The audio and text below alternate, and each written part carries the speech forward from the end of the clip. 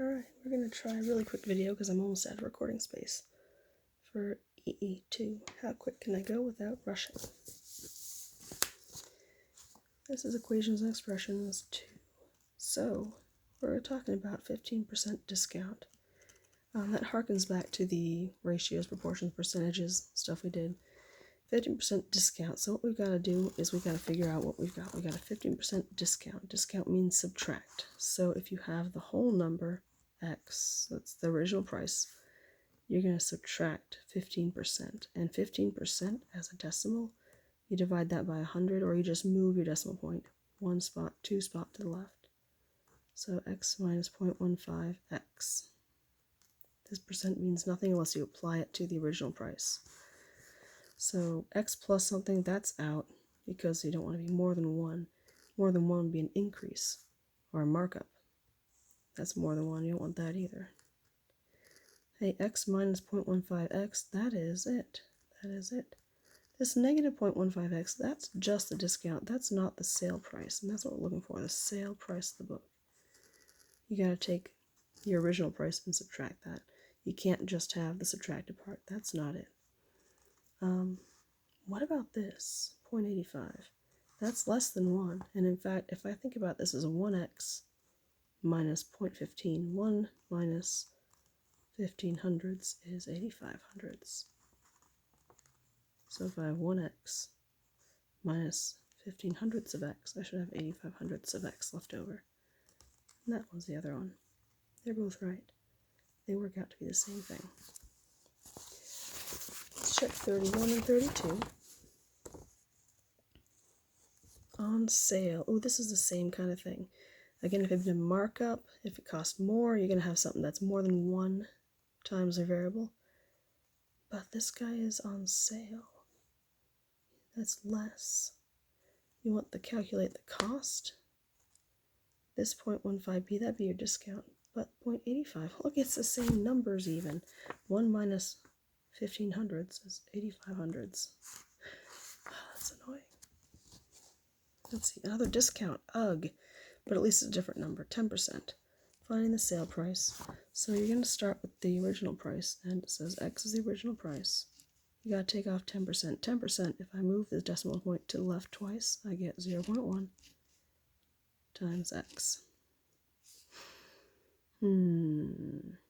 That's there, that's that guy. If I think of it as 1x, 1 minus 0.1 equals 0.9.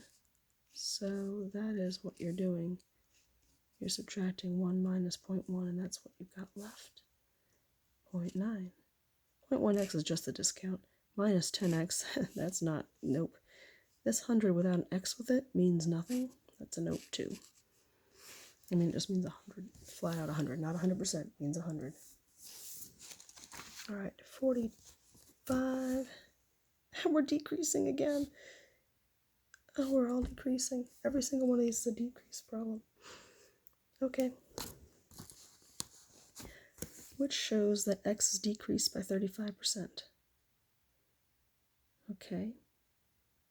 So you start with x and you subtract 0.35x. And look at this distractor right here. X minus 0.35. 0.35 is just 0.35. It is not 0.35, 35% of x. It is just 0.35. If there had been an x, that would have been it. But it's not. So we have to think about what 1 minus 0.35 is. 1 minus 35 hundredths is 65 hundredths of x. Hey, it's C.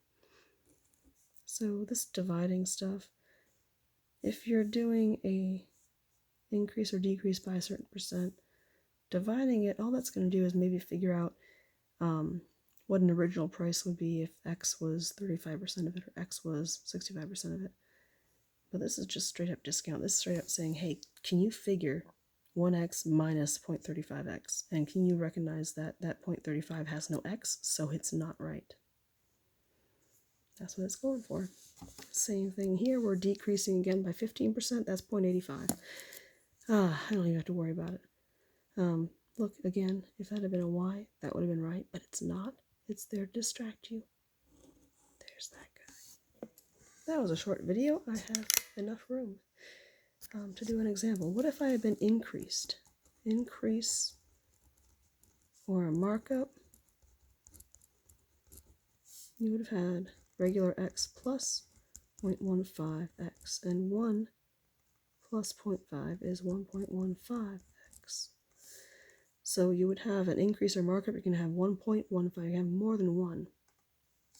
Okay? If you're decreasing, you can have less than 1 in your final, like, simplified answer. Okay?